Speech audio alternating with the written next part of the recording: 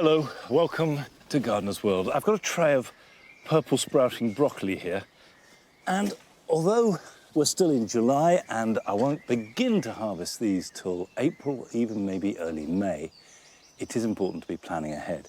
And these are one of the slowest crops in the garden, but purple sprouting broccoli, eaten fresh, is an absolute delicacy. We're used to broccoli being a health food, and in fact, what's normally sold is a form of calabrese, which are great big green heads. Well, these are small purple florets and are sweet and tasty and completely delicious and worth taking up a bed for 9 months of the year. So I will, as with all these brassicas, plant them good and deep, and this will stabilize them so you can see well down and then pack down firmly around them. Now these are going to grow about 3-4 foot tall. They will need staking, and in order to develop their full potential with lots and lots of florets, they will need space. So the next one can go here.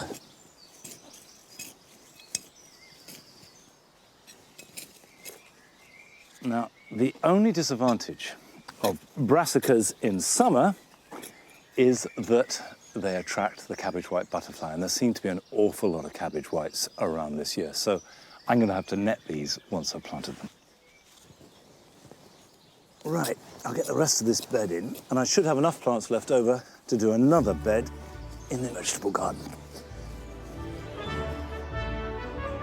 Coming up on today's programme, Nick continues his story demystifying the rose. Now, these might not be the first roses that spring to mind when you're looking to plant up your garden, but I'm hoping to convince you to try just one or two. We visit a national collection of dioramas, Angel's fishing rods, in Staffordshire. It gives a real feeling of movement in the garden. They are so lovely as they dance around in the breeze. And I shall be cleaning up my wildlife pond, adding some plants and maximising all the opportunities for as wide a range of life as possible. And last summer, I went to Ireland to visit Jimmy Blake's garden at Hunting Brook in the Wicklow Mountains. And he is coming to visit me.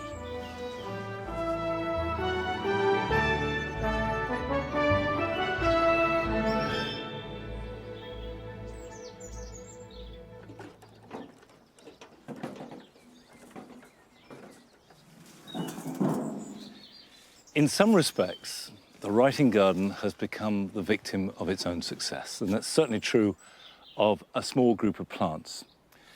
This is Silene fimbriata. It's a bladderwort, and I planted it because it's got lovely, delicate white flowers with a little bubble behind them, just touched with pink, and they have a freshness and a lightness which exactly fits the mood of this garden. But they've spread, and it is a bit of a thug. So what I'm going to do is halve them and then add some more plants in to the space that I will have created. The first thing to do is just cut it back.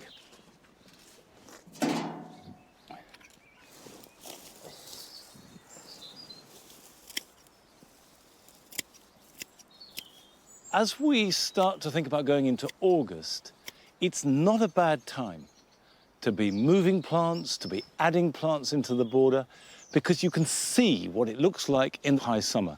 If you do all that moving work in autumn or in spring, you're having to imagine what it's going to look like. Whereas now, if you do it, you have to cut them back, so there may well not be a reflowering, and you have to water them in well. But you can get the context amongst all the other plants in the borders dead right. Tell you what, it's humid today. Now that was the easy bit. I'll try and divide it up into relatively small pieces.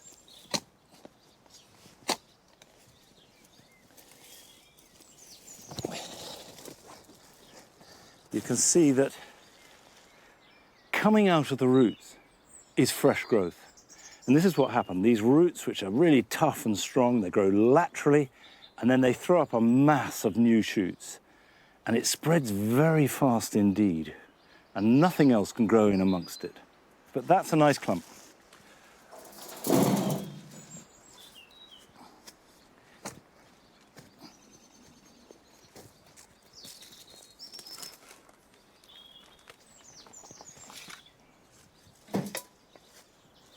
Right, I'm going to leave some of the silene in because I like it. I just don't want so much of it. And then the pieces I've dug up, I've got a new home for. In fact, I'm going to plant it in a very different way. But first, let's join Frances, because she has been to Solihull in the West Midlands. And she's helping people to make every space count, whether it be public space or the smallest of private areas.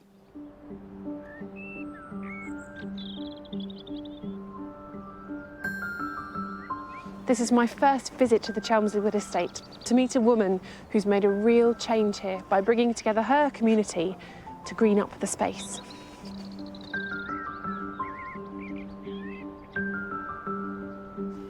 Sarah Gill has lived here most of her life, and she wants to show me something tucked away between the houses. Oh, wow. Through Grow Organic, a social enterprise, she has created a community space filled with edibles and chickens that the residents call the Victory Garden. Who uses the space? Wow, so we have a really broad cross-section of our community that use the garden. We work a lot with local residents who like to just come, use the space as somewhere to socialise. But then we also have the school who want to send children to come to us to learn all about where their food comes from. And then, of course, we have our food growers who just love to grow all the food. And then every Friday, people can come in. They can just come and pick all of this for free. And you're a local girl, aren't you? So is that why you kind of wanted to get involved with this? Knowing local people, they can tell me what they want in their spaces. We can make every little space count. And when people come to us with a problem about a plot of land or an area, quite often we can find the solution. Sarah has started a project at nearby Fillingham Court. She's teaching the residents about gardening to inspire them to make the most of their communal areas and brighten up their balconies. Sarah's asked me along to help design and plant the first 3 balconies over the next 2 days. And the first balcony is John and Maya's in a sunny position on the first floor. Here it is. Here are your plants. Balcony, they're beautiful. Do you enjoy using this outside Yeah, space we as do. well? It's very important to just be able to open the door and come out. What sort of look do you like in a garden? Greenery and colours. We like the countryside and we like nice smelling plants and that. Are you happy to give me a hand actually Yes. planting it? Sure. Great. Let's get started. Okay. John and Maya's balcony is 3 metres by 1 metre by 2 and has a first floor flat with a glass railing. Plants here are liable to get really hot. I've chosen plants that will tolerate these conditions. In any limited space, which obviously a balcony is, it's a really good idea to go upwards rather than outwards, but always check beforehand whether you can actually attach anything to the wall. And here, we can't. So what I've got is this container with trellis attached to the back, completely detached from the wall, but still a very good support to climb things up. And the compost I'm using in this contains something called perlite, which will make the whole soil a lot lighter. And it also adds some drainage as well, so it's good for the plants too. If you're planting on a balcony, check the load it can take from your landlord or builder. Remember to take into account how much your pots and soil will weigh once they're watered. Into this, I am putting a honeysuckle because Maya loves scent and that will give a beautiful scent when she's sitting out here, especially in the evening. And that will climb all the way up here. And with some regular pruning, it won't get too big. This is a plant that I think John will be well pleased with. It's a gooseberry, and he's always wanted to grow one, so I'm putting one right here. Just a little bit of feed, so high potash for anything that fruits. Plenty of water whilst the fruits are ripening. You should be well away. These are osteospermums, which give a lovely splash of colour, which Maya asked for.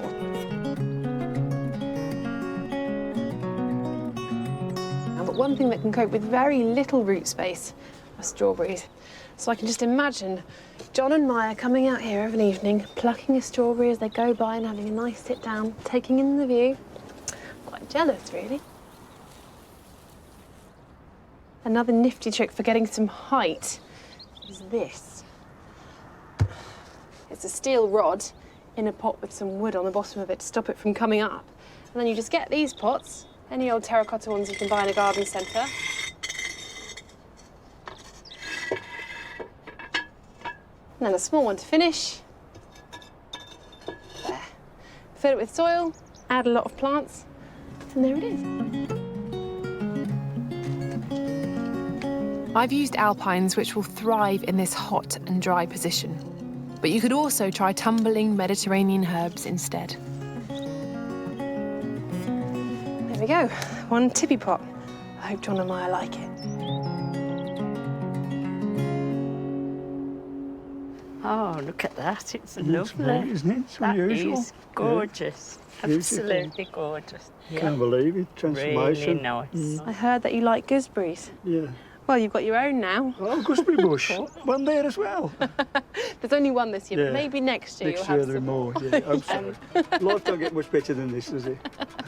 Strawberries and cream on the balcony. Yeah. You have strawberries there as well, see? Yeah, Well, thank you sure very we much. will. Yeah. Thank you very much Thank for you. all your hard work. It's a pleasure, really is.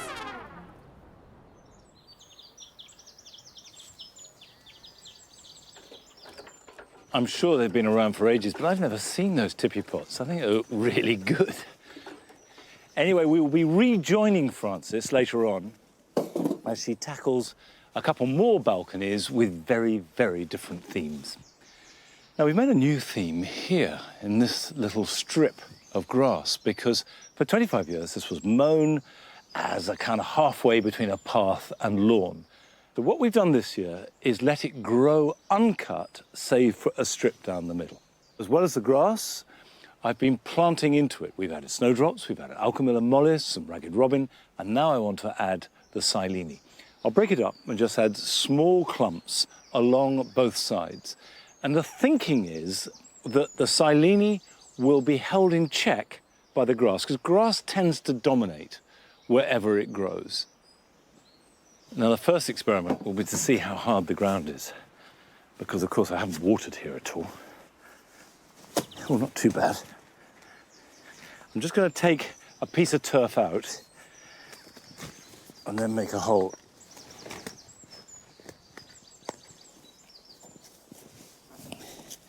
You can see how dry it is. Let's pop that down. But silene is a tough plant, and it will grow in really dry shade, and it will grow in fairly wet ground. It's very, very adaptable.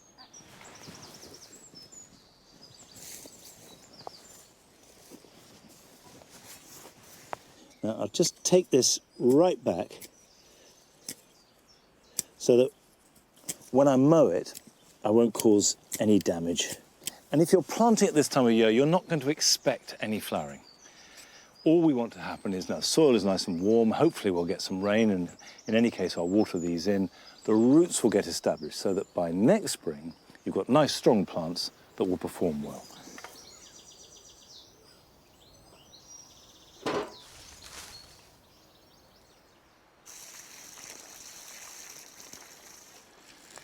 Now my intention is to take out enough from the writing garden to space all the way down one side and then back down the other. What I want to do now is go back to the writing garden and start to fill up the space I've created with a new selection of plants.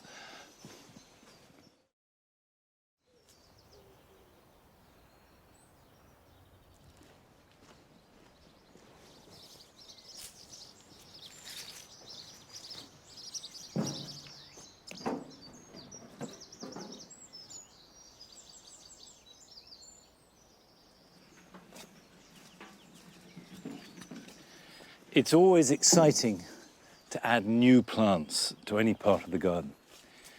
And I've got 3 plants here, which I confess I've never grown before, but I've wanted to, and so now is a really good opportunity. Now, the first is a Lysimachia. This is Lysimachia candela.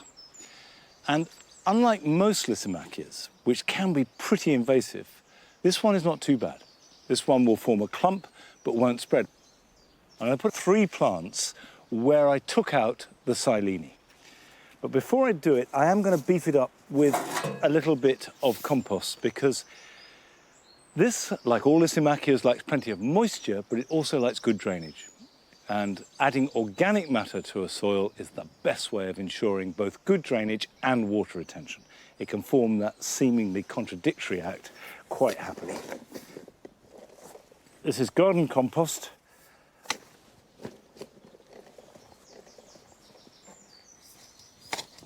Now, that will just give us a good start in life. And I've got good, healthy plants. You can see a root system like that, where there's plenty of root to be seen, but it's not wrapped round and round. So I don't need to do anything other than place these in the ground. Now, pop that one in there.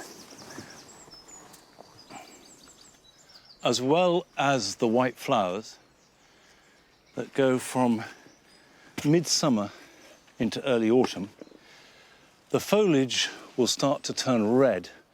So although this is a white garden, that red will just add a touch of colour as we go into winter.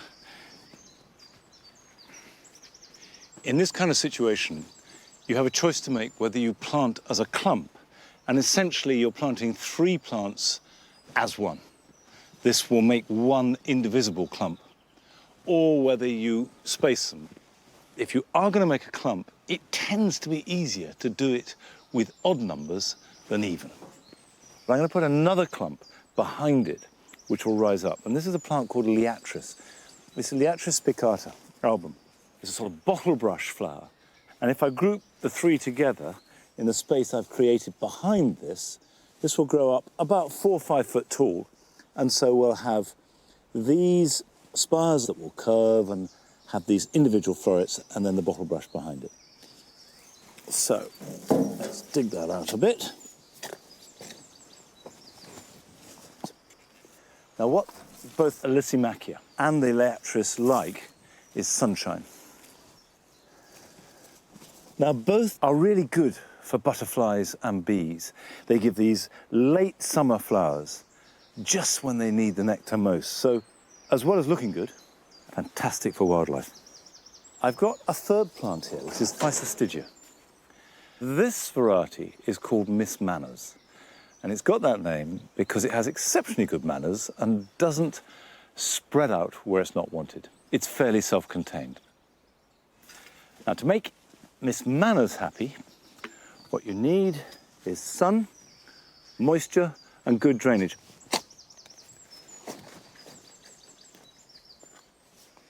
Well, there's the powder that used to be my soil.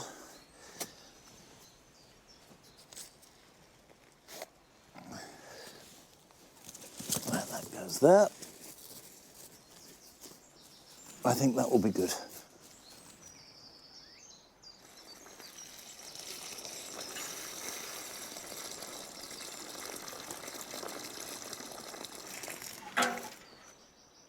At the moment, there's every possibility of a hosepipe ban in certain parts of the country. But you can use watering cans, and the important thing is to use them judiciously. If you plant something, give it a really good soak. When you plant it, get the water down deep, and the roots will go down and find it. Now, I use roses here in the writing garden. I use them in the orchard beds. In fact, they're all over the garden. And Nick, in his second part of the story of roses that he began last week, now tells us how hybrid teas and floribundas evolved.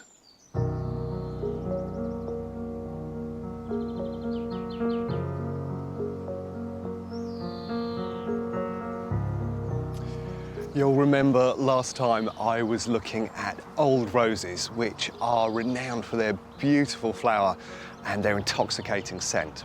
Today, I'm going to be looking at bourbon, tea, and floribunda roses. And it's these groups which are absolutely instrumental in the development of the genus.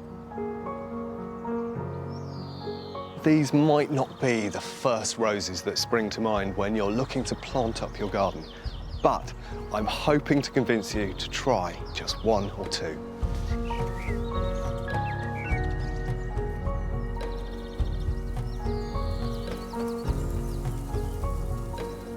Bourbon roses first came to prominence in the early 1800s, and they really represent the link between old and modern roses. They have some quite distinct qualities to them. They have these deeply ruffled blooms, which have, the most intoxicating and delicious of scents. But the thing that makes them really worthy garden plants for me is the fact that they repeat bloom all the way through the season. Now, this is a particularly good example of a Bourbon rose. It's Madame Isaac Perrier, and it will do just that. It keeps on blooming from May through to October. Now, in terms of keeping these plants happy and growing well in the garden, it needs to be grown in a classic rose soil, so humus-rich, reasonable amount of moisture, but not too wet, and lots of nutrients. So it needs a good mulch each year of manure. Now, in terms of pruning, over the winter, it needs about a 1/3 reduction. So look down at the bottom there, get rid of one of those old stems, and it will trigger new growth, new stems, and lots of new flowering. I think another thing that makes them really worthwhile is that they're incredibly social as a border plant. And you can see here they're growing beautifully with Nepeta and with Geranium Roseanne underneath. And I think that level of socialisation and that repeat flower makes them truly worthwhile garden plants. The period from the 1840s right through until the 1950s saw a huge expansion in the breeding of different rose groups across Europe. The cultivars produced were the forerunners of many of the roses we grow today. Tea roses, such as Mutabilis, arrived from China in the 1840s. Named after the tea clipper ships, they brought with them the promise of exciting new colours, including yellows and an ability to repeat flower, unlike their predecessors, the old roses. These tea roses were hybridised with other older roses, producing hybrid teas. They started to arrive from France in about 1880, and they followed a quick succession of lots of different colours of these HT roses. Then, directly after the war, a new and iconic rose appeared, and this is it. It's Rosa Peace, and it has this beautiful pink edge to it on the outer petals and then yellow in the centre. And it's gone on to become the best-selling rose in the world. It's a beautiful plant, but for me it's got one downside. There's not really a very strong scent. However, there are two roses which I think are absolutely brilliant for scent. They're both hybrid teas. There's this one, which is called Deep Secret, and it has that lovely reddy, burgundy, crimson tone, and it has a really rich, sumptuous scent and long, clear stems. And then tucked away just down there is another scented hybrid tea called Chandos Beauty, and for me, that's one of the most delicious, citrusy, spicy scents. Now, all of these HT roses are probably the easiest of all groups of roses to maintain. They need to be in a relatively heavy soil, lots of mulch, lots of food through the season, and their pruning couldn't be easier. You can literally chop them down to about 8 inches, about 20 centimetres in March time, and they'll grow away for you brilliantly into the season. Now, of course, HTs are repeat flowers that will flower from May to November, but if you deadhead them, you'll keep them going even longer. So despite the fact that hybrid teas are often derided for being a bit disease-ridden or not particularly well-scented, if you choose the right cultivars, I think they make really worthy and beautiful garden plants.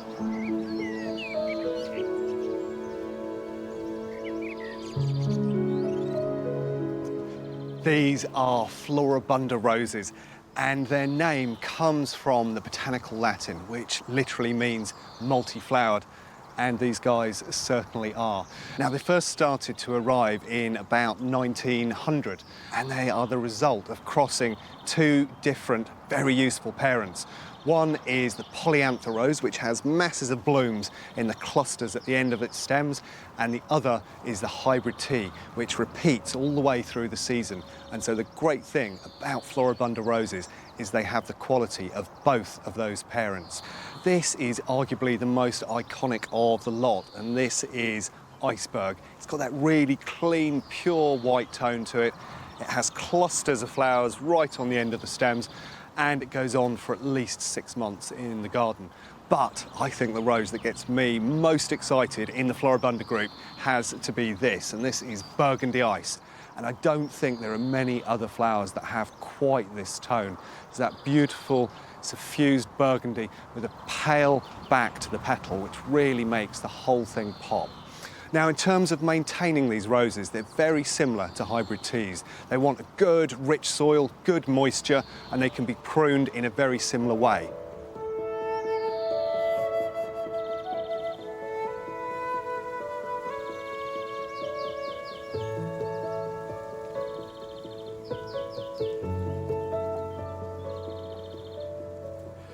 Modern roses, such as hybrid teas, floribundas and bourbons, have had a really bad rap over the last few decades.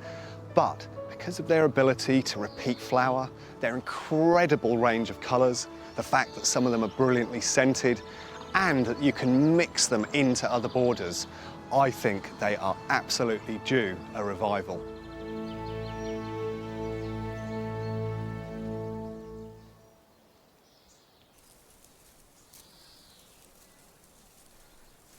I do think it's really good to demystify roses, because they can seem intimidating. All those names and the different pruning regimes is enough to daunt a lot of people. And I confess that I didn't really grow roses until I was in my mid-30s.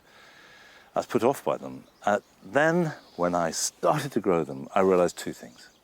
One, these are tough plants. They're dead easy to grow. And two, they just give so much pleasure. And if you put them in the ground, any soil, more or less any situation, they will grow. And don't be frightened. If you've got growth coming out over a path or whatever, just prune it back. And then you can do a proper prune.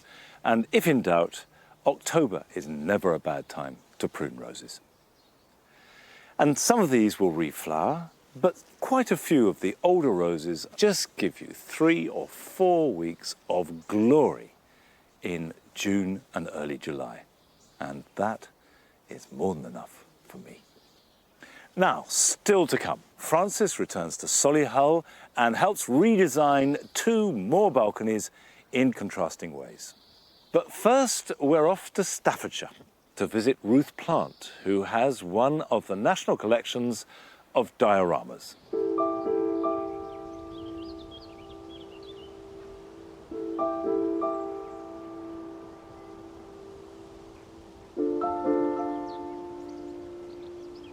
The diorama is called the wand flower or the harebell of Africa. People are very surprised when they see a diorama flower because they think that maybe it's a grass, but they can't understand why. At the end, they've got the most beautiful hanging bell. My name's Ruth Plant, and I live here at Yew Tree Cottage with my husband, Clive.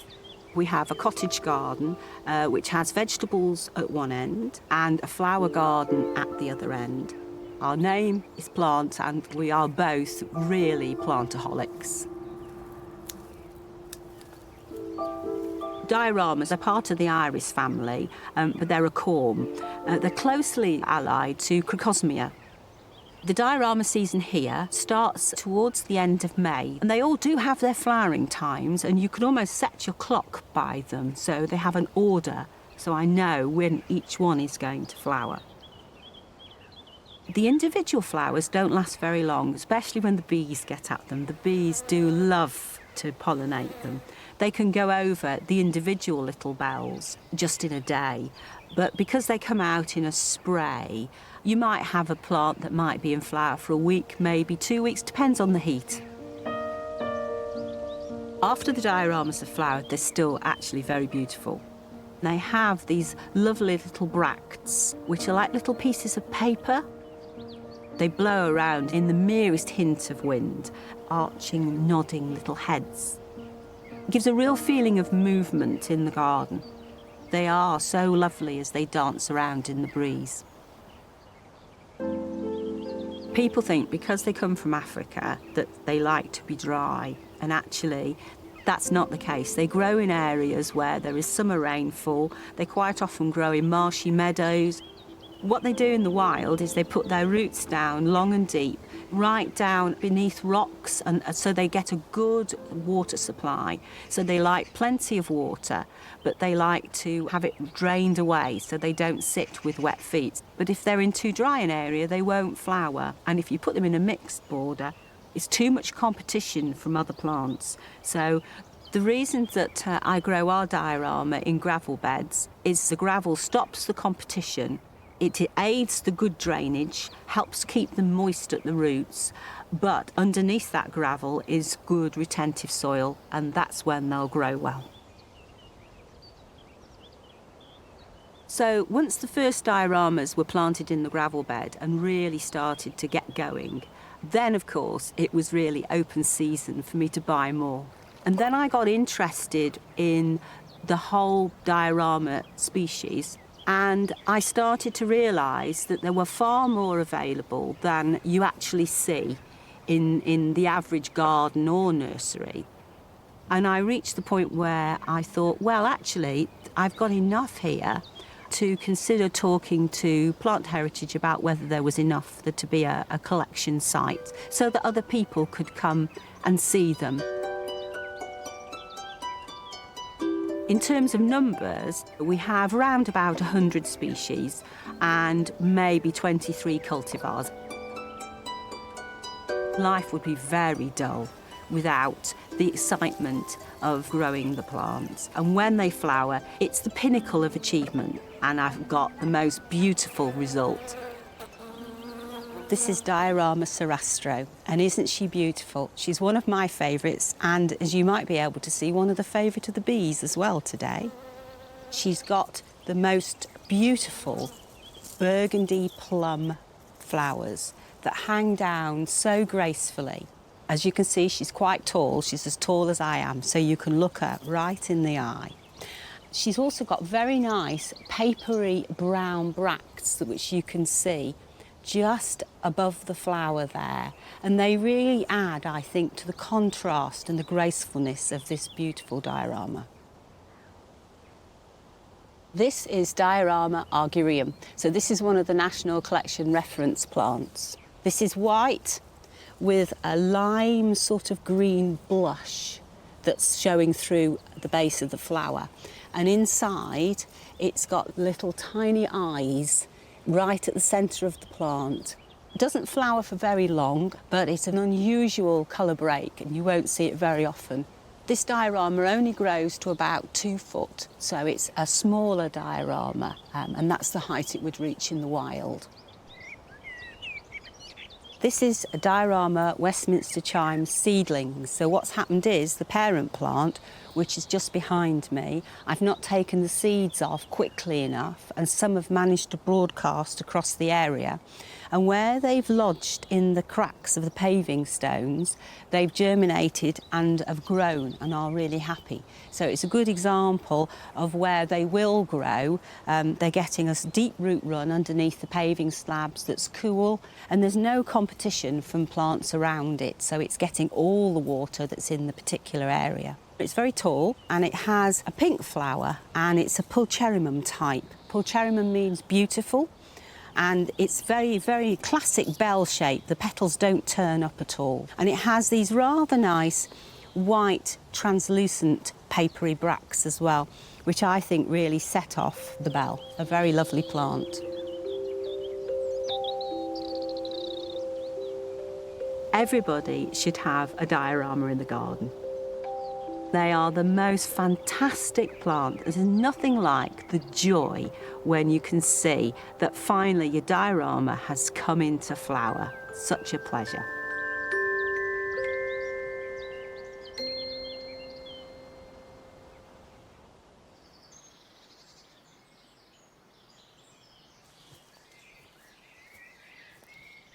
Every garden ought to have dioramas, but not every garden can have it because it doesn't like cold, wet winters. However, it is surprising how many plants have liked both the cold and wet of last winter and the baking heat of this summer. These heleniums, for example, have never been better. This is Sahin's early. It's been flowering for about 3 weeks now. The bees are obsessed by it, and with any luck it will go on flowering, despite the fact that it's never been watered or had any kind of special treatment whatsoever.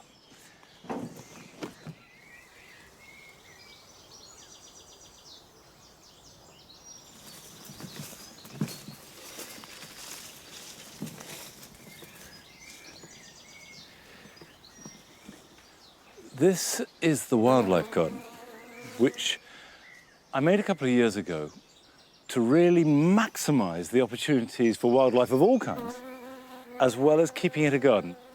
Well, now, the first thing you have to have is a pond. And a wildlife pond has one or two features that make it particular.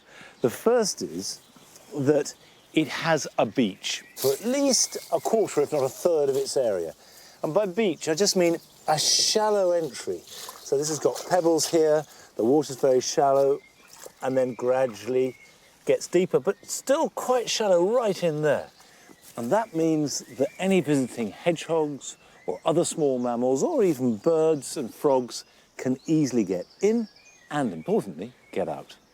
The second thing that is essential for a wildlife pond is it must have cover and lots of it. However, this has got too much. I need to thin it out a bit to strike that balance. Now, I've deliberately not worn wellies because I don't want to get in the water, because that would disturb the creatures in the mud. And there is bound to be mud at the bottom. I want that. So I'm just going to reach in from the edge. And the real thug is this iris, the yellow flag iris that you see in ditches and ponds around the land. And inevitably, it takes over. So if I reach in and just yank, here we are. We can take out great lumps of it at a time. That's coming. That can come out. That can come out. It does smell a bit whiffy, but that's the mud at the bottom.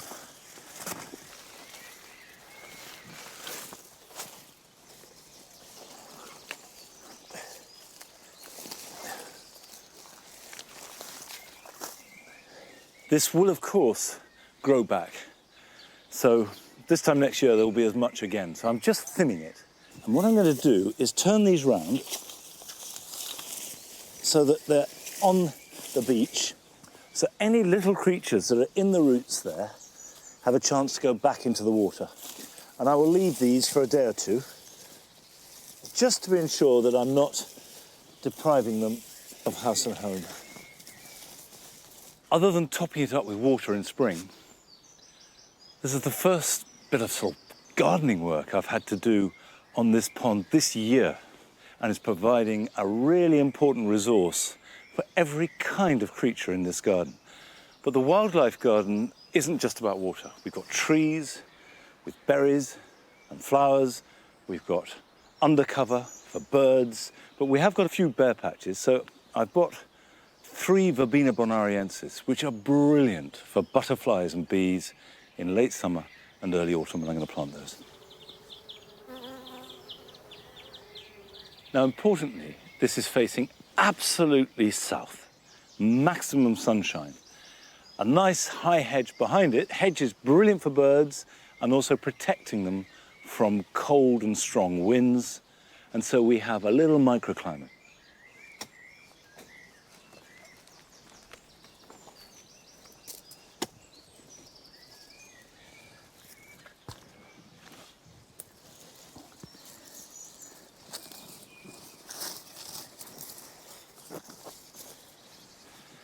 One.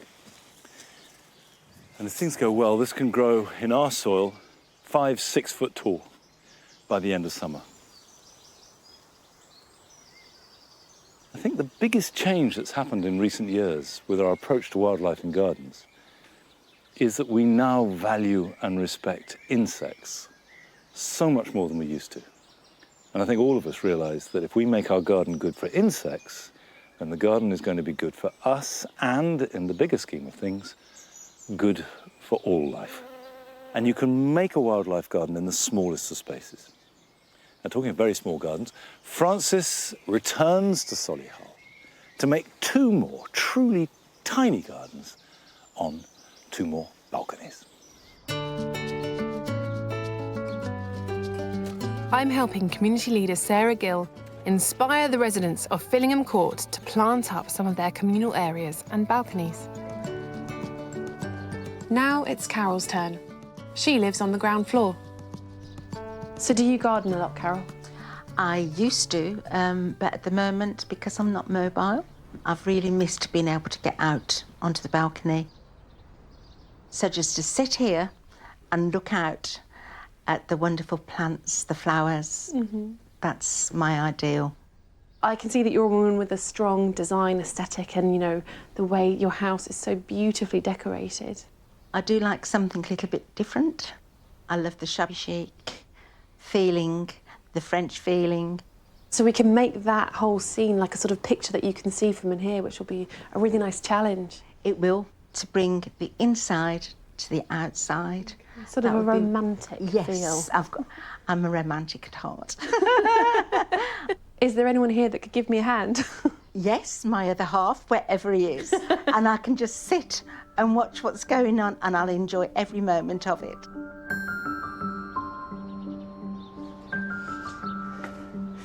Carol's balcony is all about the aesthetic. So I want to make her some lovely troughs full of cottage garden plants because that's what she loves. And normally you'd think about the tallest thing maybe being in the middle, but here, because it's viewed from the living room and making a sort of picture frame, I'm going to put the tallest plant, which in this case will be a Perovskia, Russian sage, right on the edge. So that acts like a framework that then leads into the rest of her cottage garden scheme.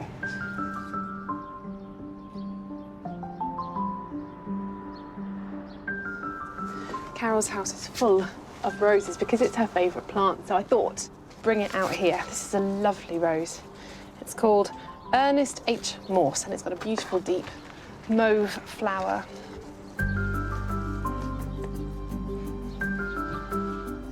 To lead this whole pot down into the next, I'm going to plant an apita, or catmint, which has a lovely sort of flopping habit. You can cut it back really regularly. It will keep flowering all summer long if you do that and make a lovely mound of very nicely scented foliage.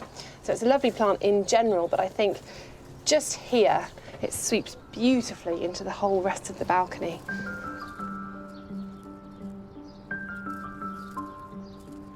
I'm going to introduce some texture with lavenders and fennels. The lavenders have a beautiful colour and a lovely form, and the fennel just so soft and delicate that in between these plants, it will just tie the whole thing together.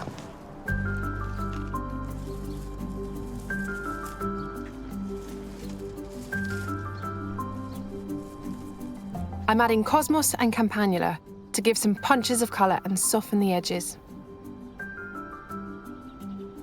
And I filled a second tub with plants whose scent will waft into her flat. To give colour right through from spring to late summer, I'm getting some perennials into small pots with the help of Carol's partner, Phil. Any plants that are on balconies are almost always going to be in containers. And when you have plants in containers, there's one thing you need to remember, and that's watering. A really good way of getting water right into the roots of plants is getting an old plastic bottle, cutting the bottom off, screwing some holes in the lid, and then putting it into the soil. I've put one in here right by this rose so I can give it a really good drink.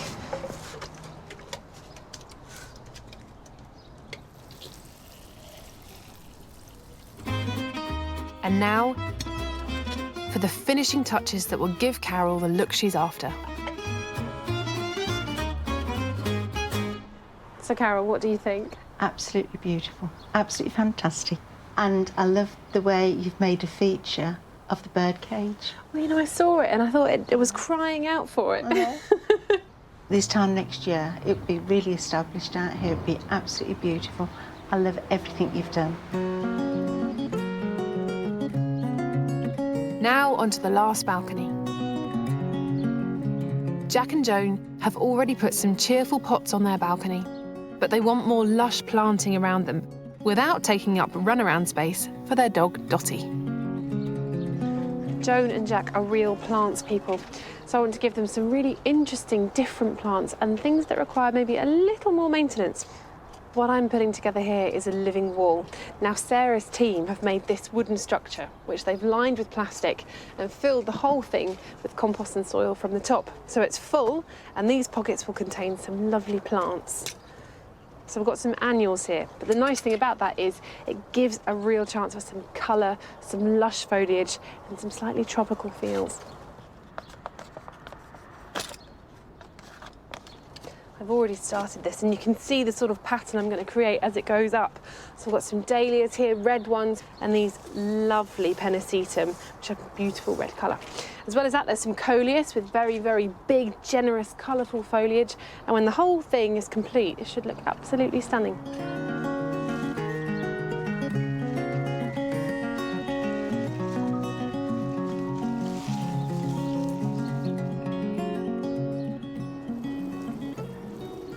Just watering the top, you can hear that will trickle all the way down through and save you a little bit of time. Just to keep everything nice and healthy, it's always good to put a bit of liquid feed in this, especially through the summer. And if you want to save yourself even more time, you can get an automatic irrigation system that will do it for you. But I think it looks superb.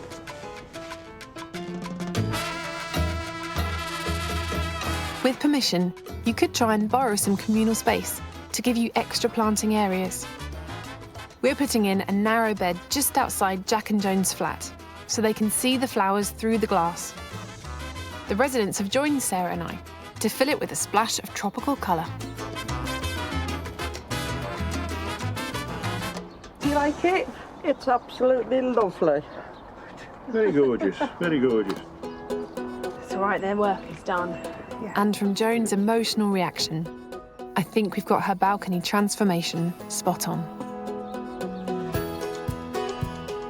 The last 2 days have been fantastic. We've created a garden full of scents and herbs, a French country garden, and a living wall and tropical bed that gives residents a pop of colour. Time to celebrate. Yay!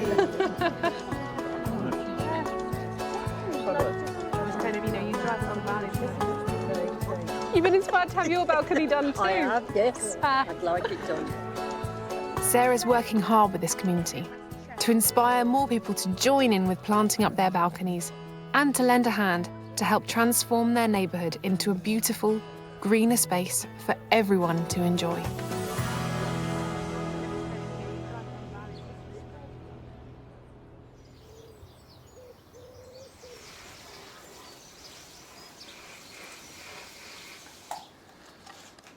I do think that if you're gardening in a very small space, there are just two things that you need to bear in mind. The first is you just have to edit. You can't have everything.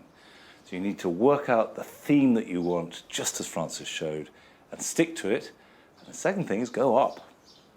There's always some vertical space, and it means you can grow a lot of things, including food.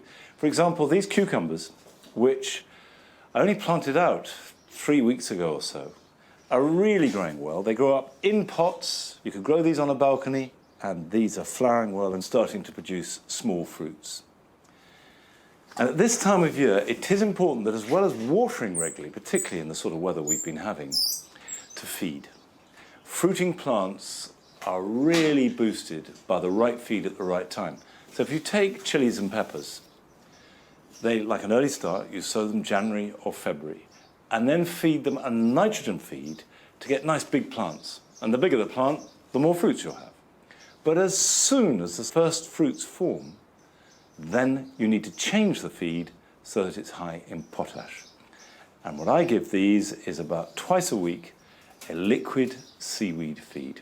And that does the job. And what that promotes is instead of leaf and stem, it promotes flowers and fruit. And if you feed these now right through till October, they will go on producing fruits. And in some cases, until Christmas. And so just take a watering can, add some seaweed. So just water that in. And you can see these are quite small pots, and that's deliberate, because I want to slightly stress the plant to get good quality flavour as well as quantity. The plant needs to feel that it's on the edge. The secret of feeding flowers or fruit is little and often. Don't try and give them a great wodge of feed and expect them to react. A dilute, weak feed once or twice a week throughout the summer is the answer. Now, I've got a special guest arriving.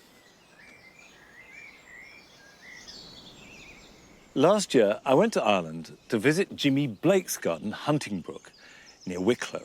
And I was so inspired by my visit, I wanted to return the hospitality and show him around Longmeadow. This is, I always feel, the engine room, really.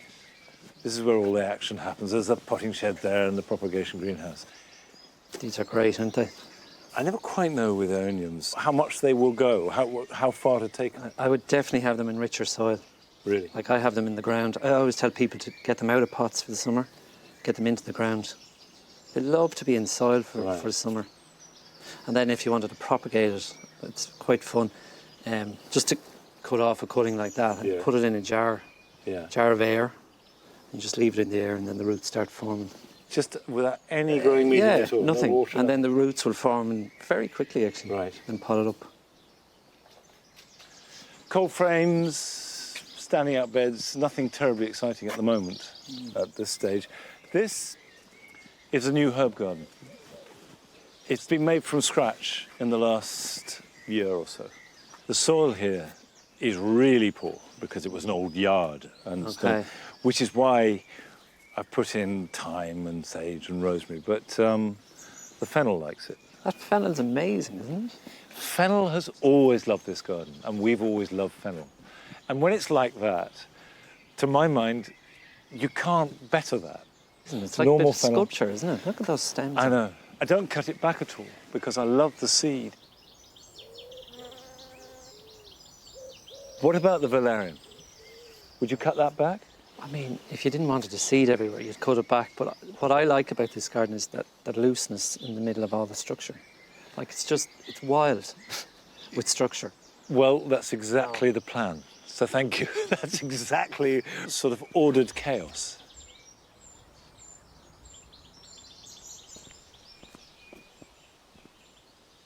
And what's the fern there? The fern is Dryopteris felix mass is the main one. Obviously, completely dry shade underneath these limes. I grow this in meadow at home. Do you? It's a beautiful meadow plant, just coming through wild grasses. So you cut round them? Yeah, cut around them, and make it nice and neat around them this time of year. Okay, that's a good idea. That's a very good idea. I mean, what we find about these is that they look great well into Christmas. I find it hard to use one plant. I think I'm going to copy this. Albie. And funnily enough, this little slither of ground in here was the very first bit of garden to be made. Now, I want to ask some advice. Why did my rhododendron lutea not flower this year, whereas for the past 2 or 3 years it's flowered completely happily? It's definitely that. When you're planting a rhododendron, you need to look up, and there needs to be a good big circle of light. Right. Like a good big circle of light. That when you look up there, there's actually very little light. So this winter I need to do a big cut back. Yeah, definitely. That's good advice. Okay, we come through here. So that's the little intimate space. This is the cottage garden, which used to be the vegetable garden. In here, I feel completely free to grow whatever I like. I wouldn't, if I wanted to put cabbages in here, I would be quite relaxed about it. Isn't it nice to have an area like that? I'm just going to start a new area down the field where nobody sees, where I can just put anything in. Yeah. But you see, with you, I get the feeling that you fall in love with plants, individual plants, and you want them badly. And then you've had them, you've done that. Yeah. You're fickle. Whereas I try and the garden sort of slowly builds. To me, I'm quite happy if it takes me 10 years to get an area right. Yeah, like the new bed we did this year, yeah. I wanted that looking well within 6 weeks. Yeah. And I'm completely buzzing with it because it's new. But how long is that sustainable for? How long do you think you will have that buzz? The boredom sets in after a few years, 4 or 5 years. 5 years is a long time.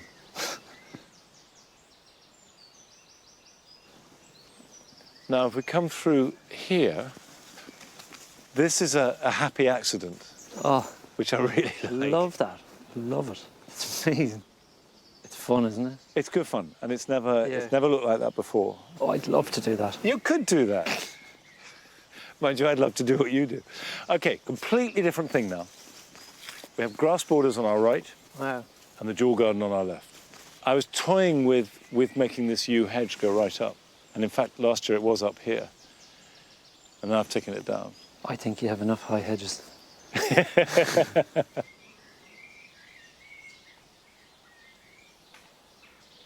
These pots, we normally do a different display every year, and it can vary and can be quite complicated.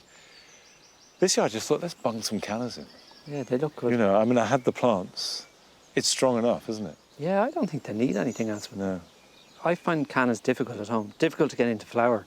But Really? last year I gave them an enormous amount of food. Yeah.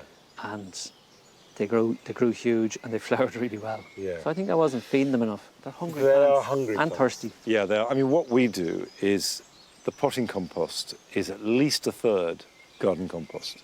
Yeah, yeah. Then we give a liquid seaweed feed once a week. Oh, right through the growing season. Right from about June to October. Yeah, yeah. Jimmy, I've been to your garden twice, and each time I've come back full of ideas.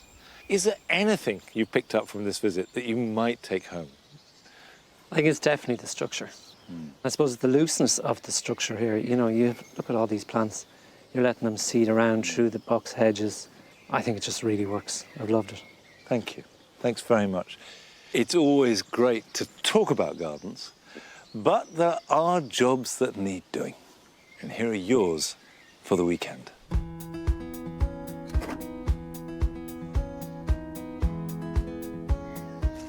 The hot, dry weather has meant that the garlic crop has dried out beautifully, and now it's ready to store. I've found the best method is simply trim the roots, cut off the necks, remove any dry or soiled outer skin, and store them in a basket.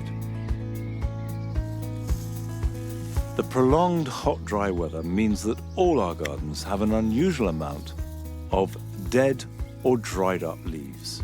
So go around the garden, cutting these back, removing them from the stems, and this will spruce and tidy up the garden.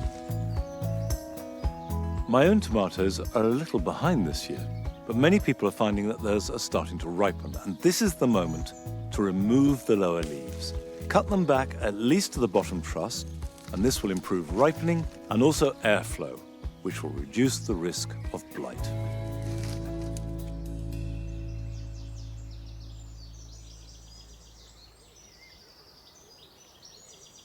Jimmy, it's been a real pleasure having you in the garden. I hope you've enjoyed it. I had a wonderful time.